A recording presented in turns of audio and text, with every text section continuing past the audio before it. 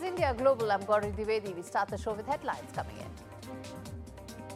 First up, Bangladesh interim chief Muhammad Yunus hits out at India over Hasina's no official response from India on Hasina's extradition request. Yunus says that Hasina will be tried for crimes against humanity. Tariffs to Golden Dome. Donald Trump makes big promises in his first ever speech to Congress. America is back, is what Donald Trump hails his policies in the longest ever speech by an American president to Congress. US President doubles down on India tariff threat, says reciprocal tariffs will kick in from the 2nd of April. Now, can India avert what may end up possibly becoming a very expensive tariff war with the US? Foreign Minister Dr. Jaishankar is in the UK meeting Prime Minister Keir Starmer. In fact, both are set to discuss some free trade agreement talks between India and the UK, along with the latest developments unfolding in Ukraine.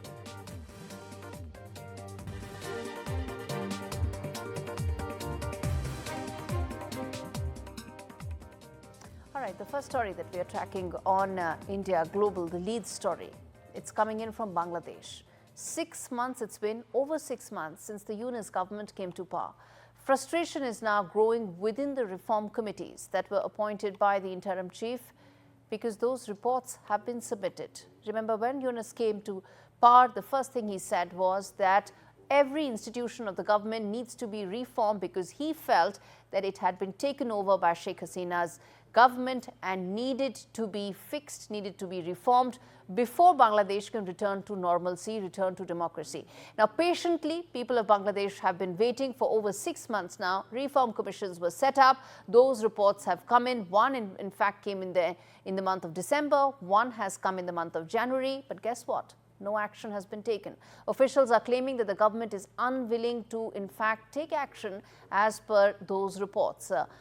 This comes in even as Bangladesh interim government's Chief Adviser Muhammad Yunus has only one tune to sing, and that is the Hasina tune. He has once again spoken out and said that Dhaka had sent formal letters to India seeking deposed Prime Minister Sheikh Hasina's extradition. No formal request has come so far. In an interview, he said that Hasina will stand trial for crimes against humanity, and the state-run news agency reported that. The fact is, before I play out the Muhammad Yunus soundbite, viewers, it is okay to talk about Sheikh Hasina's fate, but it's not okay to only talk about that at the cost of bringing your country back to transition. And that's what it's beginning to look like. Before we debate what's the future like for Bangladesh, listen in to what Muhammad Yunus had to say. She will stand trial, there's no doubt about that, because all the evidences are here. But she's not physically present in Bangladesh. So the question is, can we make her present in Bangladesh? That depends on India and also international law guiding all this system, how it works. So we'll be already asked India to hand over Hasina to Bangladesh to face the trial. So the question of trial is not if it will be happening in absentia or in her presence. It will be taking place, not only her, and all the people who were associated with her family members, her clans, her associates, and all the oligarchs, people who promoted her, supported her, made her the way she is. Okay, so the question that we are asking today on India Global, is Muhammad Yunus reluctant on reform? Is he totally focused on Sheikh Hasina? And why is it that it's now looking like that he's focused on witch hunt rather than reform? The other question that we're asking on India Global, that what really is Muhammad Yunus's roadmap for reform? Because two of those commissions, their reports have been submitted, those reports are lying and no action has been taken. So what really is his roadmap?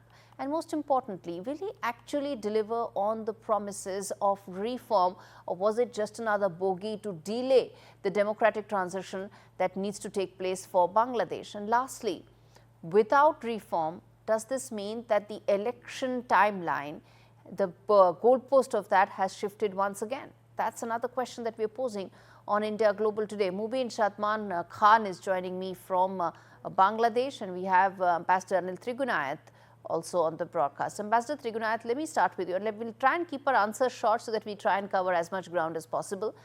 Ambassador Trigunayat, I said this at the beginning of the broadcast, which is it's okay to talk about Hasina as long as you're focused on bringing Bangladesh back to normalcy. But what's not okay is Reform Commission reports lying and no action being taken, while Muhammad Yunus continues to just keep talking about Sheikh Hasina all the time. Exactly, Gaurie. The thing is that he's been buying time. He set up these committees that have submitted the report in January, and the action should have been initiated. Instead, we have seen the situation in Bangladesh, about 10% inflation, reducing investments, foreign exchange crises, and all other kinds of problems are happening. And that is why the people who really wanted a change, wanted the revolution to succeed, are getting disenchanted by that. We have seen that a new party has been created there by the students who had come in his support and resigning from the post. And they're delaying the elections or a democratic transition, obviously, is one of the tactics that is being employed, for which you have the other kind of requests which are extraneous, not even extraneous, but which are actually distracting the attention. Which are coming out in this, bashing India, doing those kind of things. And that doesn't help much. India has stood with them. India has stood with government in transition and provided every possible assistance that is necessary. At the same time, they have to see about the countries. Yes. Because the way it is going down is something that needs to be worried. Exactly. Mr. Khan, come in on that people of Bangladesh, they need those reforms that have been promised to them for the last 6 months. Where's the progress there? Right. I think there's a little bit of confusion regarding what those reforms are and elections. I see that the news piece, and while all of you are speaking, you're conflating the two. Most of the reform proposals, if you look into them, they're actually long term, right? There are some recommendations that are short term, but most of them have a range of, 4 or 5 years and all that. One of the reasons the focus has shifted away from reforms is because the political parties, at least the major one like BNP, is demanding an election. And there's also public sentiment towards election. And there's even international talk, like India is also asking about elections in Bangladesh. So one of the reasons the reforms have sort of taken a backseat, not fully. I know the report that you've referenced actually talks about only 2 committees. There are 6 other committees as well. But the main reason is Yunus has set sort of a template on when the elections will be. It'll either be by December of this year or June of next year. And if he sticks to that date, then there isn't much scope to do long-term reforms. But I just want to add a little bit that he did mention he is going to have a meeting with political parties in Bangladesh. And he will only go ahead with the reforms if they sort of agree with it. Okay. And whoever doesn't agree with any reform, he has promised to put it out on a website. Fair enough. To point out to the Bangladeshi people. This is not This is not about the reforms per se. But I go back to the first statement that you said, that most of those reforms may be long-term in nature, may not go through, and the Yunus government may in fact go for polls because everybody's asking for it. Which brings me to ask you that why do the entire process and delay the electoral process in the name of reforms if it was quite clear that this may take longer than a year? So it should have been that start the election process and continue the reform agenda parallelly. Why do it one after the other? I don't know if they did it one after the other. I think what happened was right after August, there was a lot of strong demands for reform, right? Because there was this sense that, Hasina had destroyed the Bangladeshi institutions, and these institutions need to be fixed. And there was a lot of public support for that, even from the political parties. I think what has happened over the last 6 months is because of the economic situation, because of the law and order situation, it's a little unstable and people are getting antsy. So the general direction has moved towards having elections earlier. which is why reforms have sort of taken a backseat. But the reforms were popular, and they still are. And even BNP or the major political parties are talking about some of the reforms. So at least, Okay. it is expected that before election, Yunus will start off some of the reforms, and whoever comes next, if they have a buy-in into those reform proposals, they'll take it forward. Ambassador Trigunath, come in there on the fact that some of these reforms may actually now be long-term in nature, even as that the election process may probably start before some of these reforms get going, which brings me to ask, why wait for so long?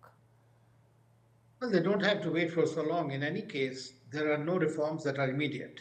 All reforms are current, they're ongoing reforms, and they will be implemented in due course and will be implemented possibly better by an elected government than by a transition government. That is not quite possible always, and acceptability is always doubted in that sense, or the intent as well. But it is good that they have set up those 6 committees. They have submitted the reports. There are constitutional reforms that are also there. Now, if you are going to change all that, now you don't have the legal mandate to do so, or constitutional mandate to do so. Therefore, it is perhaps good for Bangladesh to go through the electoral process as soon as possible, announce it so that the public empathy and trust in the interim government increases. Because see, you are not able to deliver on the day-to-day requirements, you are not able to bring down the prices, you are not able to do many things there. So there is a distrust that is growing on. Army has been telling them regularly, so are the student.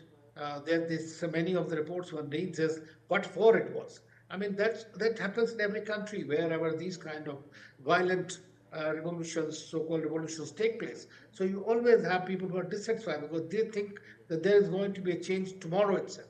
The expectations are very high. Indeed. When they think that a leader who was like running it her way or whichever way, so obviously they want that things are changing, so tomorrow will be the golden day for us.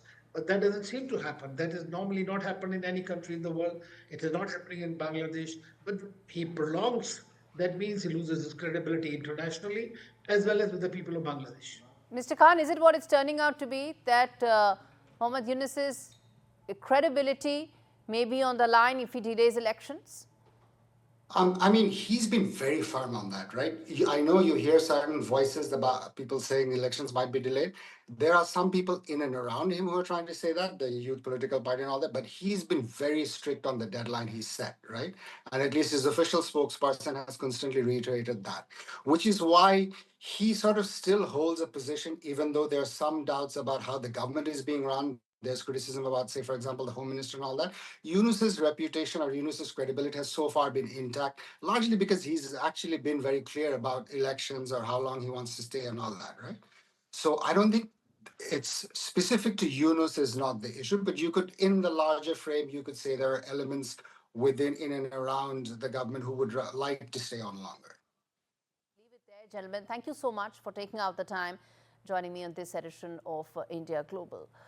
Viewers, well, the bottom line on this is that just when one thought Bangladesh's return to democracy is on the horizon, Dhaka's journey seems to have hit yet another snag. Well, because Yunus administration has only one agenda, it's most definitely not to fix Bangladesh or to ensure economic recovery, but of course to keep talking about Hasina extradition. It is in fact looking more like a witch hunt than an earnest request by a government to ensure that justice takes place. Remember, inflation is skyrocketing. Global investors are on the tenterhooks.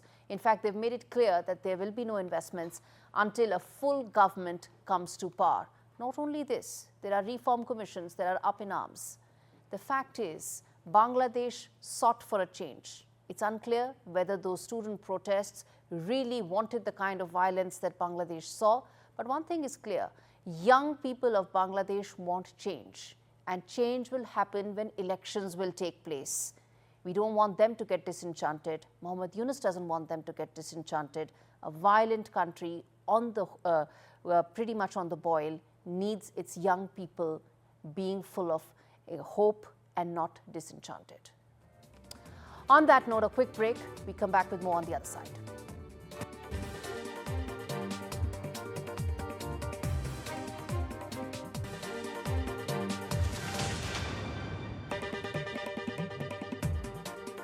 This is India Global. We turn our attention now to External Affairs Minister Dr. Jaishankar, who is in the UK. He's met British Prime Minister Keir Starmer, and the two countries agreed to boost £41 billion of trading relationship and welcomed the opening of two new Indian consulates in Belfast and Manchester. The visit is set to enhance economic growth and support further regional Indian investments in the UK. They also discussed Ukraine war.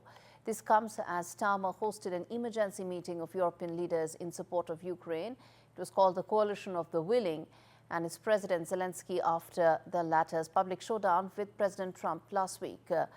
In fact, my colleague Radhika joins me live from London to really give me a lowdown on how things are unfolding there. Radhika, it looks like Dr. Jaishankar has had a very hectic last couple of days there. Talk to us about what it's looking like, what's on the agenda next.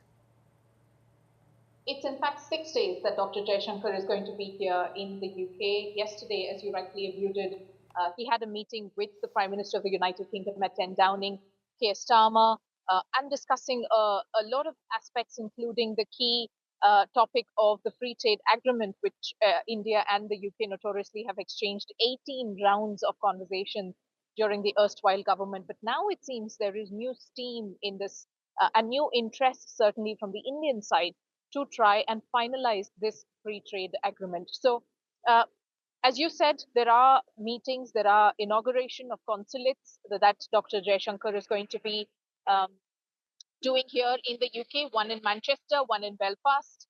And of course, he has an engagement in Lancashire, which is another England county. But today is going to be a very significant day at this very respected think tank called Chatham House in London. Dr. Jaishankar is going to be having some sort of a fireside chat where he's going to be discussing the topic of the role and the rise of India. This is clearly a move by the Indian government to try and project India and its economy as one which is very promising to partner with, and clearly keeping not just bilateral but also economic and trade ideas in mind. Dr. Jaishankar is going to also have meetings with the Home Secretary, which is Erwet Cooper, as well as the Business and Trade Secretary, Jonathan Reynolds, who was in fact in India last month in February 2025 to try and speeden up or at least finalize that free trade agreement. The new interest that India has, it always has been very interested in UK as a partner, not just for bilateral ties or for economic trade or for trade opportunities, but also because Europe and the EU is now a very promising bloc for India to form a trade partnership with alongside the UK, even as Brexit happened in 2016. And then, of course, the formal exit did take place. Trading with India for the UK is very important. Same for India as well, considering India is the 12th biggest exporter to or trade partner to the UK. All right, Radhika, we leave it there. Appreciate you giving us that detailed update on what all we can expect from that visit. Shifting focus now, a day after reports reveal that Russia has agreed to assist President Trump's administration to broker ties with Iran on issues including the nuclear program and its support for regional anti-US proxies. The Kremlin said that future talks between Russia and the US would include discussions on Iran's nuclear program, a subject it said it had touched upon in an initial round of conversation between the US and Russia earlier this month. Listen in. Российская позиция заключается в том, что вот эту проблему ядерного досье Ирана нужно решать исключительно мирными политико-дипломатическими средствами. Мы считаем, что есть для этого потенциал, поскольку Иран – это наш союзник, наш партнер, страна, с которой мы развиваем комплексные, взаимовыгодные и взаимоуважительные отношения, то Россия готова сделать для этого все возможное. Соединенным Штатам об этом известно.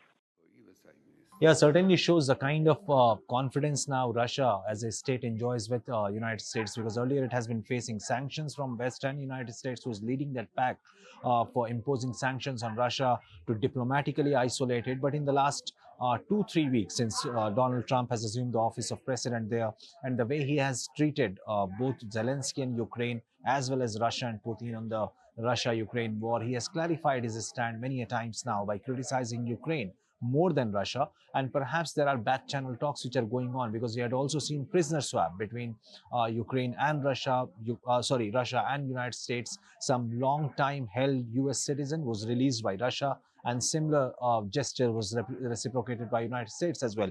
But Russia now boldly announcing that perhaps it is in a position to mediate between Iran and United States at a time when US and Donald Trump has announced maximum pressure campaign or maximum pressure sanctions on Iran. Certainly shows that lot of things are moving very fast. Geopolitical shifting is moving very fast, and it is a big worry for Israel, because Israel is all the time for the last 1.5 months, if you hear the statement of Benjamin Netanyahu, the Israeli Prime Minister, has been saying that how Donald Trump has been giving them all the arms shipment, which was paused by the previous Biden administration, and how Mr. Trump has been the best president so far, the most friendly president so far in the White House for Israel. But now, with this kind of mediation, if it is happening the way Russia has predicted it, it's certainly a big worry for Israel, because Israel has been asking United States for a very long time to launch attacks on Iran on Israel's behalf, or to say that Israel wants US to fight its war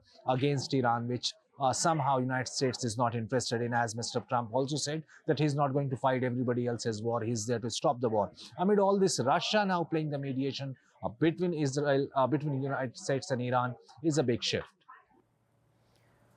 Okay, turning attention now to the condition of Neelam Shinde, the 35-year-old woman who is in coma in a California hospital after a road accident. Neelam's family told NDTV that a 6-hour surgery has been conducted and another surgery could be on the anvil. It's based on the MRI that next steps will have to be taken.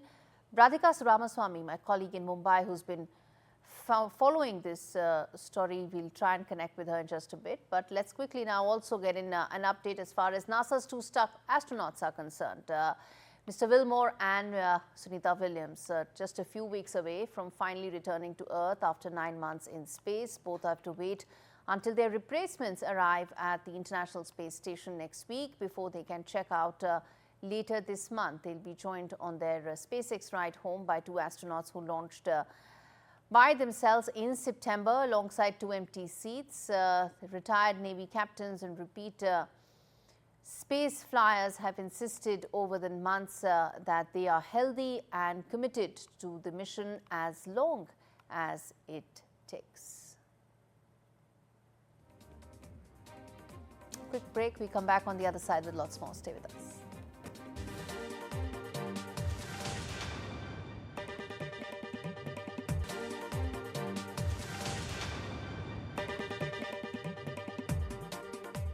Welcome back. You're watching India Global. We turn our attention now to US President Donald Trump, who delivered a record-breaking address to Congress this morning. In fact, his first since returning to the White House. It's morning for us viewers, but late night, of course, in the US. Trump's remarks followed a series of sweeping policy moves that were on tariffs, on immigration, on Ukraine, and you name it, as well as on the federal workforce reductions. He began his address by stating that his government has accomplished more in 43 days than what administrations managed to achieve in 4 years or even 8.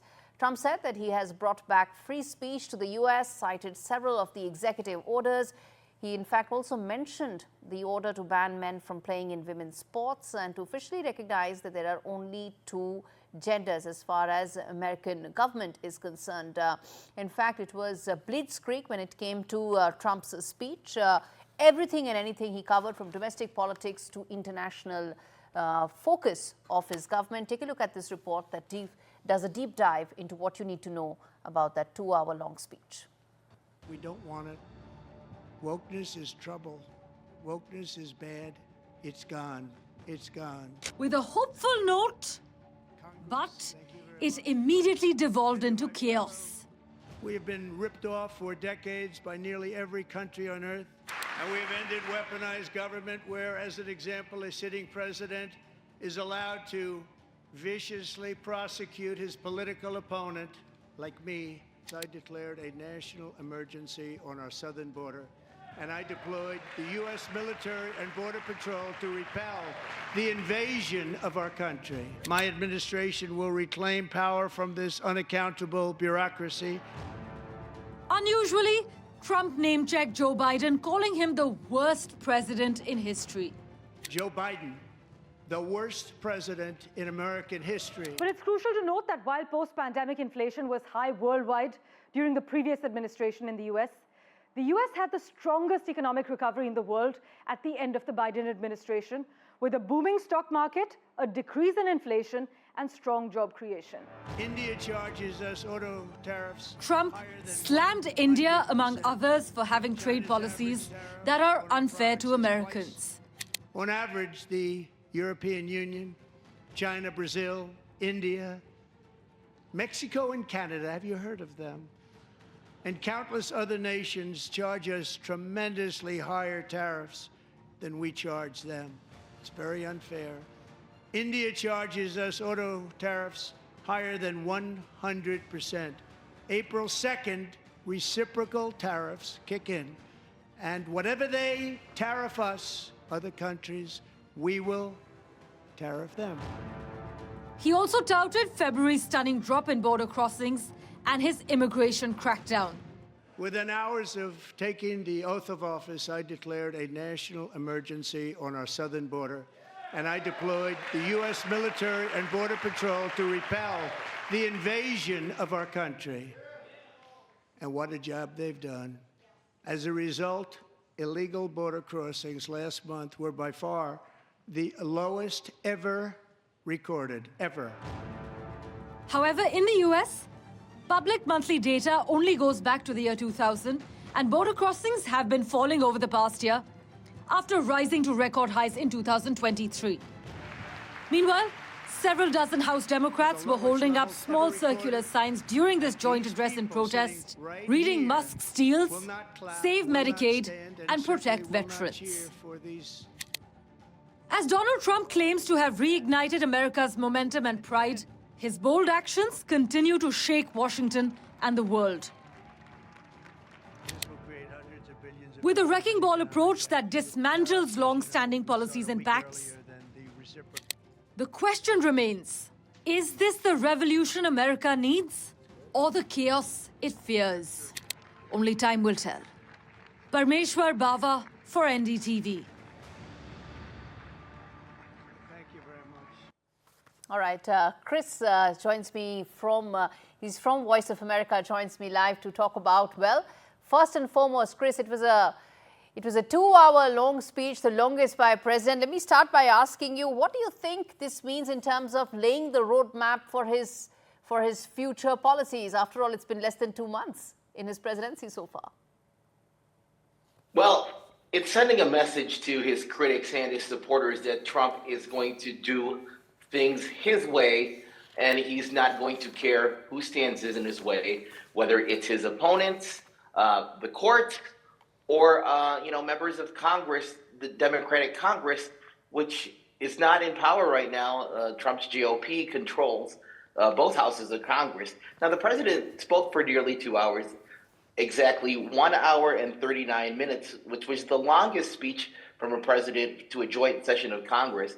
And again, he said his administration has accomplished more in 43 days than most administrations have accomplished in 4 years or 8 years. Yes. To date, Trump has signed 80 executive orders, several of which are being challenged in court. And immigration was a big theme in this speech. He touted his declaration of a national emergency at the U.S.-Mexico border. Yes. And he said his administration has launched the most sweeping border and immigration crackdown in American history. He also defended Elon Musk's efforts in the Department of Government Efficiency, or DOGE, which has been behind tens of thousands of layoffs of government workers and other deep cuts throughout the federal government. Indeed. And as far as the protest that came in from the Democratic quarters on the floor of the House, it was quite significant, whether from wearing pink jackets to Al Green being thrown out. It was quite a show, wasn't it? It also reflects the kind of divide that is there in terms of the political opinion in America.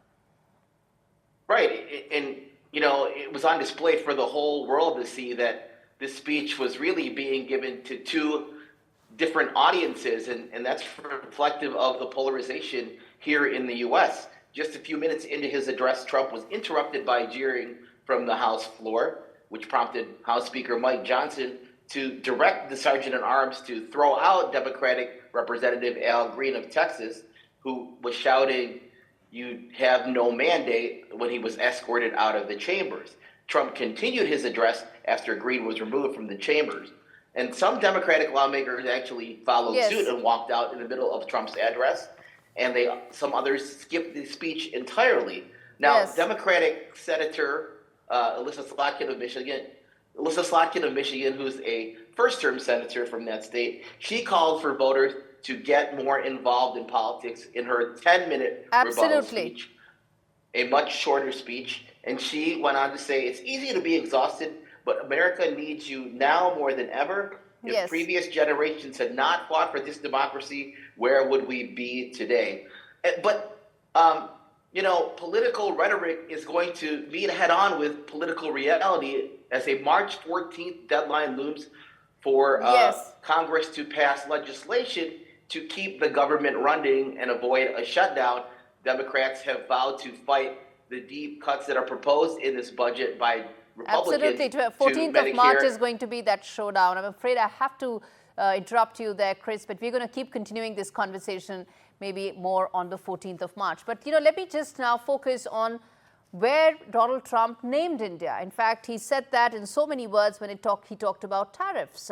And that's the big focus, and that's the big question we are having today on India Global. On your screens right now, can India still avert the reciprocal tariffs that he spoke about? He said 2nd of April because he didn't want anybody to think that he was actually talking about an April Fool's joke. He also went on to say that the second question is that does it also mean, and it highlights the kind of divide that exists in American politics when it comes to tariffs. And the third important part, as far as why we need to discuss in greater detail, is that are they now something that may or may not have the complete backing of the Republicans? Lastly, the drill baby drill campaign of Donald Trump, is it really going to bring down inflation? That's something that's core for his voters. And let's put that out to the panelists joining me today. We have Mr. David K. Johnston, Mr. Vivek Mishra, thank you so much, both of you. Let me start by asking you, Mr. Mishra, who's Deputy Director at the ORF. Vivek, your first thoughts on the fact that President Trump didn't mince his words. He very categorically talked about the auto tariffs, said it's 100% plus. The reciprocal tariffs, he said it's going to kick in less than 4 weeks. How do you see that, and what do you think could be India's response to something like that? Clearly, it's going to be an arduous path for any country dealing with the United States, which has a surplus of the kind that India has.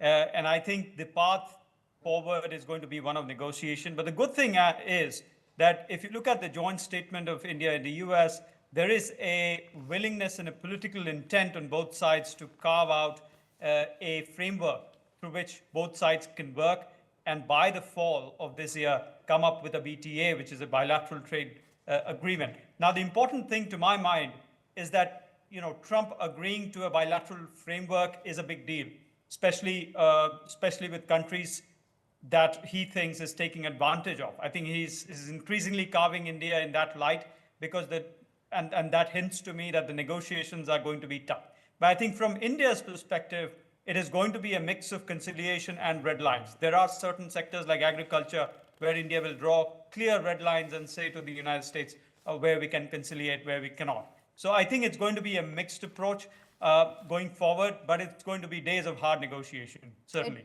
It really will be days of hard negotiations.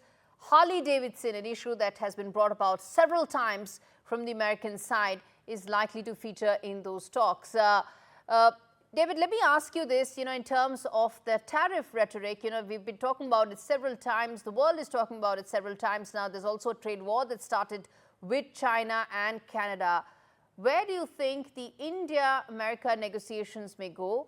Because it's unlikely they may go down the path of Canada or China, but where do you think those negotiations will end up being? Because Donald Trump mentioned that from the floor of the House. So he is, of course, going to now follow through with what he just said. Well, Donald started off by claiming India has a 100% tariff on American cars. That's not true. the tariff on luxury cars was 125%, and India recently reduced it to 70%. And the tariff on Harley-Davidson motorcycles made in the US was also cut, I believe, to 40%. Donald is very focused on his belief, his utterly mistaken belief, that tariffs are paid by the country on who they're imposed. They're actually paid by consumers in the country where items are bought. But clearly, he's going to try and get Harley-Davidson in particular an even lower tariff on its motorcycles. Very much Donald's beliefs about economics, and he was given a degree in economics at the college he went to. I don't think he earned it, but he was given one. Is a 17th century view of economics, mercantilism, which was the belief of the British when they put India under their boot. Okay, this is not about Donald Trump's degree, neither is it about Donald Trump's view. It is about where will those trade negotiations really end up being in terms of give and take. And that's what trade negotiations really are, Vivek, aren't they? It's about a mix of give and take. It's about being able to thrash out differences to identify some sort of a common minimum program in terms of trade. And where do you see that happening? And the reason why I'm asking you this is because, you know, he's unleashed a war. He started a war with two of his biggest trade partners. Surely he can't carry the same view when it comes to negotiations with India.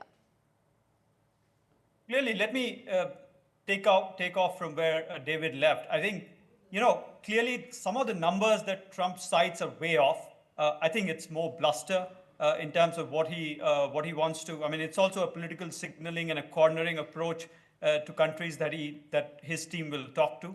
So I think when the two sides will sit on the table, things will be a little different than it seems it is. That's one. The second is, you know, both the political intent from the Indian side has been pretty clear as opposed to the first term when we went for retaliatory tariffs. And, you know, we could go for retaliatory tariffs even this time. But I think what we did in our budget signaled that we are ready to Indeed. cut our prices in sectors like EV, etc., is a good sort of pathway forward. In fact, we were very proactive in terms of trying to address some of those concerns that the Trump administration has. Let me now move from the tariff part to the other part, which is the energy piece, to what is very central to the Trump administration's idea of economic policy. And David, the question then is that, you know, he's been talking about drill, baby, drill on several occasions. He has a completely different view in terms of how he wants to take his energy policies going forward. How do you see that impacting the India-US relationship? Well, the United States right now is the world's largest oil producer. For every 5 barrels the Saudis produce, America produces 7. And so the big concern I think Donald will have relative to India is his opposition to electric vehicles and his desire to get more exports of American vehicles. And that's the key thing they're going to negotiate. It's important to understand that the U.S., from India's perspective, is its largest trading partner, or second largest. But for the U.S., it's only about its 7th and about 2.5% of U.S. trade. So the interests here are quite different between the two countries. India's efforts to build up muscle and capital for its own energy industries and expand its refining, if it wants to do that, will be one of the things that Trump will, in a counterintuitive way, probably have problems with, because he wants more oil exports from the United States. Okay, a quick closing comments, Vivek, quickly on the energy mix. I think energy is going to be very crucial. If you look at the joint statement which was recently released, you know, it clearly states that the United States intends to be the largest supplier of energy to India. How that happens remains a wild card.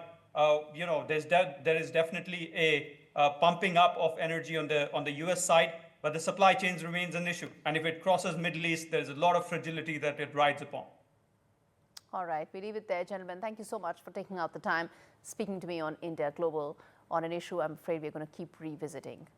The bottom line, viewers, as far as Trump's address is concerned, in his maiden second-term address to Congress, Donald Trump has touted the unprecedented progress of his administration.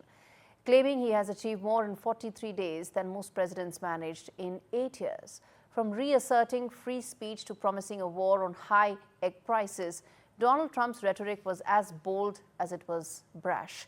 He was declared a comeback like no other, vowing to put America back on top with tariffs, border control, and a sharp attack on Biden's leadership. But beneath the surface of this fiery speech seems to be some sort of a game of blame shifting and possibly polarizing rhetoric. He portrayed his policies as a swift return to common sense. Yet, the cost of this vision? A society cleaved by culture wars, where competence is measured by politics, not skill. As Trump continues to fan the flames, it remains to be seen what common sense American policymakers will apply when Trump once again mentions about taking over Greenland and Canada. In fact, when US President Donald Trump spoke about the need to build America's Golden Dome to protect against incoming threats, he was referring to a ballistic missile defense shield among the most sophisticated and the most complicated to design, develop, and in fact even operationalize. Israel has one which it used to ward off Iranian ballistic missiles. So does America, but Trump wants it to be bigger and better. What really is this all about? Vishnu Som gets that detailed report for you. When the US President Donald Trump spoke about the need to build America's Golden Dome to protect against incoming threats, he was referring to a ballistic missile defense shield. Surface-to-air missiles like this actually intercept incoming ballistic missiles before they hit their target. Now, America has a missile defense shield among the most sophisticated in the world, but what Trump wants to do is large size it. Now, that's not going to be easy to do given the size of the United States.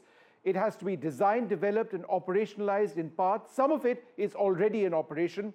Israel has a similar system, which it used recently, ward off Iranian ballistic missiles. So does America, but have an option that is really viable?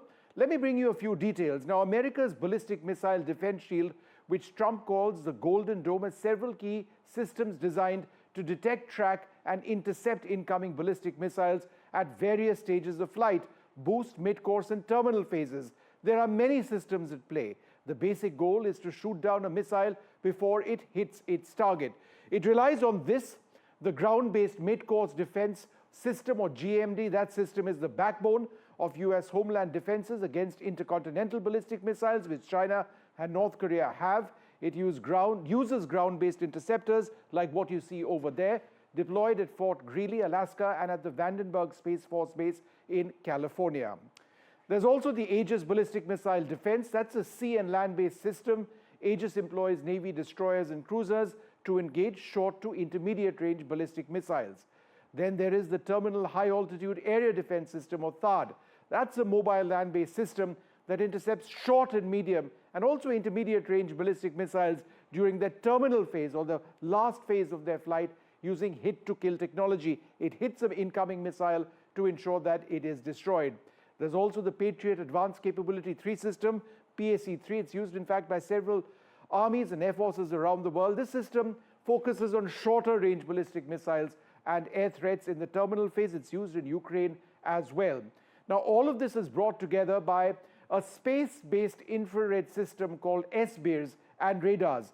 Detection relies on the space-based system of satellites for early warning of missile launches, paired with a host of ground-based radars. Remember, if you don't have the sensors, you can't have the shooters. Without these sensors, detecting the launch of an incoming ballistic missile system becomes difficult, if not impossible. All right, on that note, a quick break. We come back with more stories on the other side.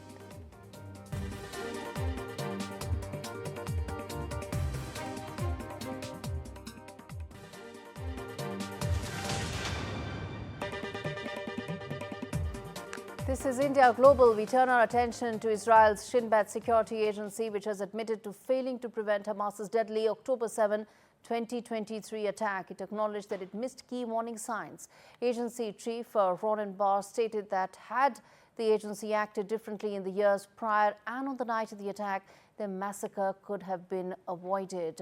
An internal investigation revealed that despite intelligence on Hamas's plans, first identified in 2018, then again in 2022, Shin Bet did not recognize them as an imminent threat. The agency also pointed to broader Failures, including Israeli government policies that allowed Hamas to strengthen its arsenal, secure its funding, and expand its influence to cause the damage that it eventually did.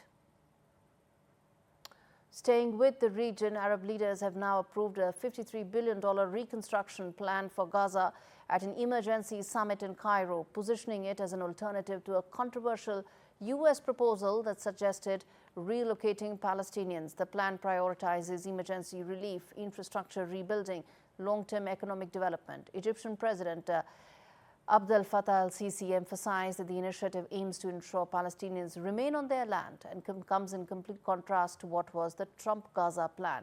UN Secretary General Antonio Guterres later affirmed the UN's readiness to fully support this effort, as I said, which stands in complete contrast to Trump's Gaza plan. إننا في المملكة نرفض بشكل قاطع المساس بحقوق الشعب الفلسطيني المشروعة سواء من خلال سياسات الاستيطان أو ضم الأراضي الفلسطينية أو السعي إلى تهجير الفلسطينيين من أراضيهم. كما نشدد على حق الشعب الفلسطيني في تقرير مصيره على أرضه وإقامة دولته المستقلة على حدود العام 1967 وعاصمتها القدس الشرقية. All right, with that, it's a wrap on this edition of India Global. Thanks so much for watching.